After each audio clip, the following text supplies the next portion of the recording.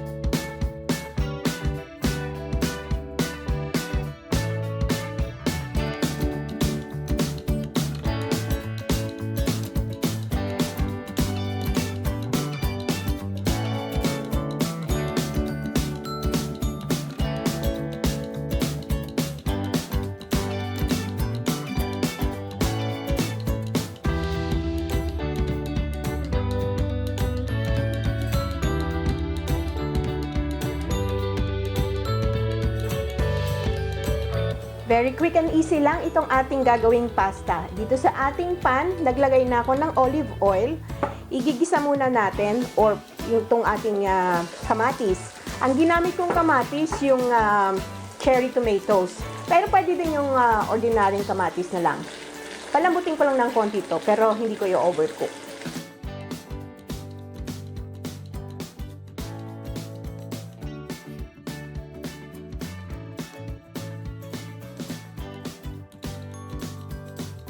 One minute ko lang niluto itong ating cherry tomato. Then, ilalagay na natin yung ating tinagtad na salted egg.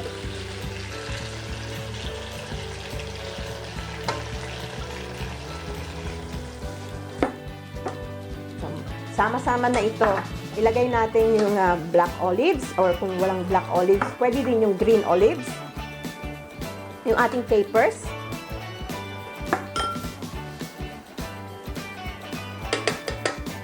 Kung gusto nyo na medyo maanghang, gamit kayo nitong pepper seeds. At then, season natin with salt. Adjust lang natin according to your taste. Alalay lang kasi salted egg na ito. At yung ating pepper. So, haluin lang natin to.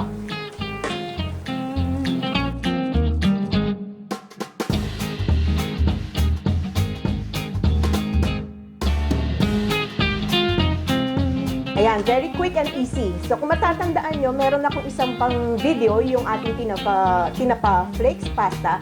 The same procedure lang. Yan. Then, isasama ko na yung ating noodles or yung pasta.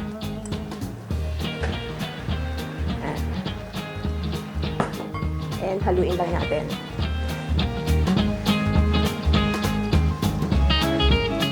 Very quick and easy.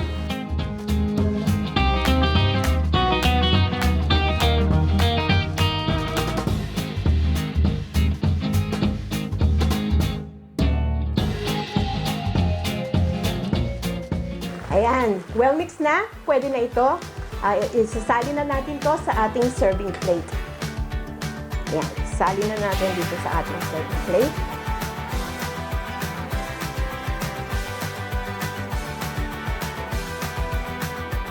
Quick and easy.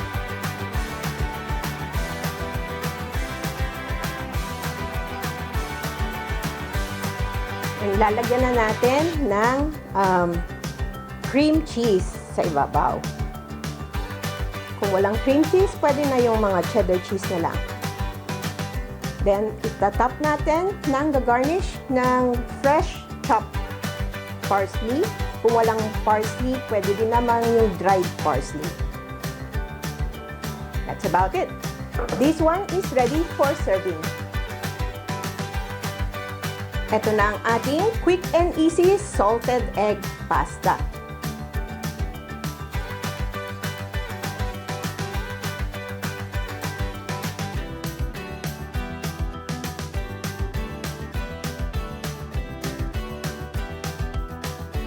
Sana magustuhan niyo itong recipe na ito and share it with your friends.